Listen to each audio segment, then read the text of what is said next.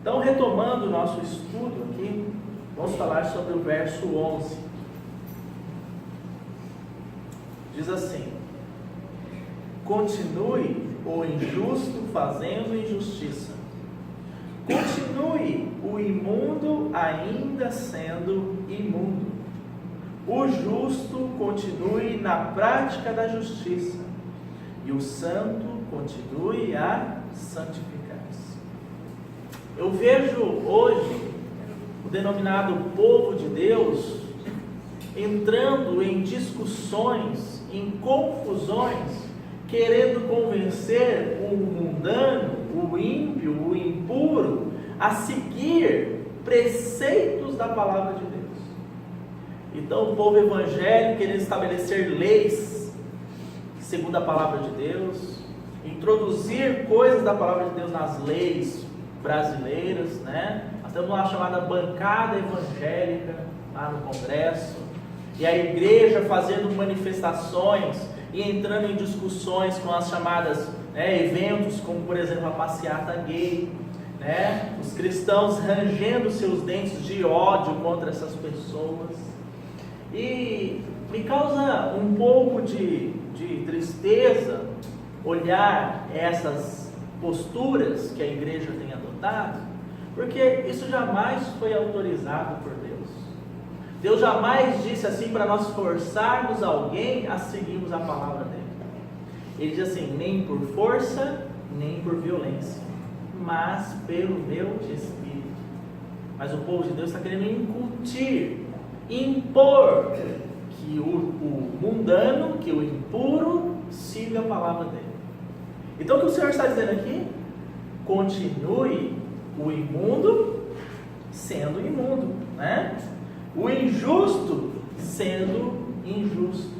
Se o imundo quer ser imundo, quer se envolver na imundícia desse mundo, se o injusto quer continuar praticando injustiças, que ele continue no seu caminho, porque Deus não vai arrombar a porta do coração de ninguém.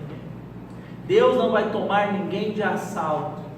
Estava passando esses dias aqui no nosso bairro, tem um grupo de motoqueiros que eles parecem que são evangélicos, acho que eles seguem, né, a palavra de Deus. Eles se reúnem ali também, eu acho que para compartilhar a palavra.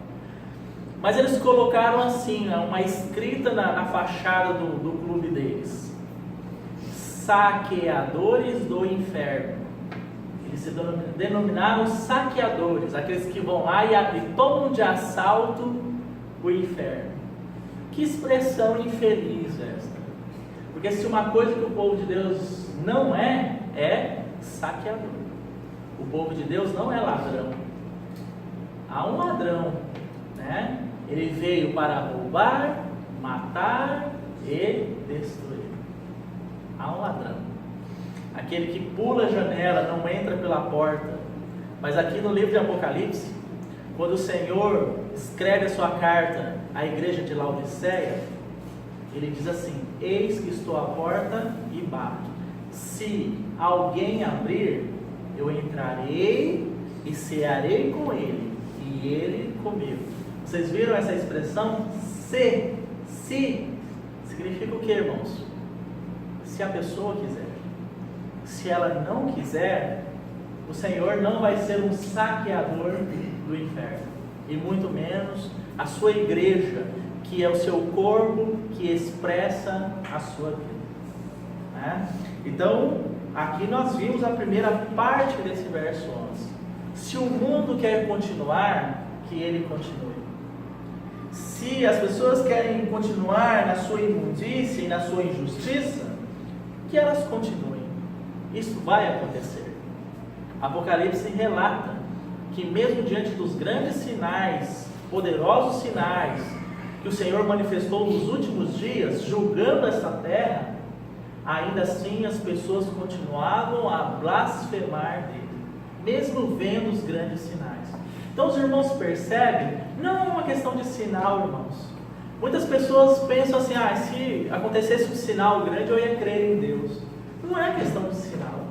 Mais sinais do que Deus já manifestou de que Cristo manifestou quando esteve aqui na terra e as pessoas creram nele.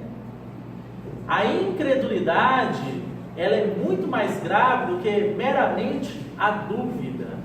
Eu não posso crer porque a ciência não prova a existência. Mas a ciência também não prova que não existe. Na verdade, a incredulidade significa o quê? Cegueira espiritual. A pessoa não consegue ver. Por isso o Senhor disse lá em João 3, irmãos, aqui eu leio hoje o capítulo de João 3, no início desse capítulo o Senhor diz assim: quem não nascer de novo não pode ver. E como é que se nasce de novo? Todos quantos o receberam, deu-lhes o poder de serem feitos filhos de Deus. Para nascer de novo devemos receber o Senhor. E recebendo o Senhor, o que ele vai fazer? Ele vai manifestar a sua luz para que nós vejamos o Rei. Foi desta maneira que o Senhor trabalhou em Gênesis capítulo 1. A palavra diz lá em Gênesis 1 que a terra se tornou sem forma e vazia, né? E o Espírito de Deus pairava sobre a face do abismo. Qual foi a primeira atitude do Senhor na restauração da criação? Haja luz. Então, quando o Senhor vem para habitar em nós, quando nós o recebemos, mesmo que nós não conheçamos a palavra em sua íntegra, mas o dia que o Senhor se revela a nós e nós o recebemos, a primeira coisa que Ele vai fazer no seu trabalho de restauração é lançar luz sobre os nossos olhos que estavam vedados quanto à realidade do Rei. Claro que essa luz, aos poucos, ela vai se expandindo. À medida que somos fiéis ao que o Senhor nos revela, Ele abre um pouquinho mais da sua realidade. Porque o Senhor estabeleceu um princípio assim: ser fiel no pouco, e sobre o muito te colocarei.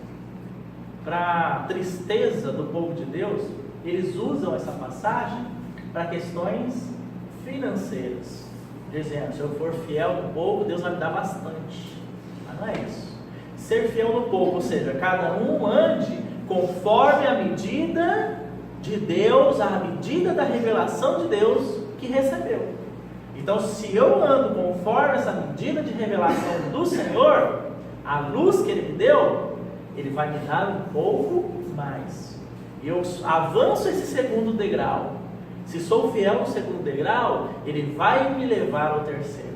Agora, irmãos, se eu não sou fiel àquela pequena medida e quero ter uma medida maior, isto não se abrirá para mim. Esse é um princípio do trabalhar do Senhor. Agora, voltando aqui para o verso 11, a parte B do verso vai tratar de todos nós que cremos no Senhor. Ela é destinada para nós. A primeira parte foi destinada para o mundo, mas a segunda parte é destinada para o povo de Deus. E é dito assim: o justo continue na prática da justiça, e o santo continue a santificar-se. Sabe por quê? Não é natural que o justo continue fazendo injustiça. E também não é natural que aquele que foi santificado se corrompa com as impurezas desse mundo. Então o justo deve continuar a praticar justiça. Isso fala, irmãos, de um caminhar segundo a natureza e a vida do Senhor. Então, justiça, a prática da justiça, são atos externos que manifestam uma realidade interior que nós vivemos, né? Nós não fomos justificados em Cristo. Todo o preço que precisava ser pago para que nós fôssemos libertos da escravidão, para que nós fôssemos então perdoados, foi cumprido em Cristo, nosso Senhor, lá na cruz. Ele se fez maldito por nós, de tal forma que agora nós somos justificados pela fé no que o Senhor realizou e na sua pessoa. É isso que nos faz justos diante de Deus. E essa fé que nos justificou em Cristo, nos habilita a caminharmos e praticarmos atos segundo essa fé.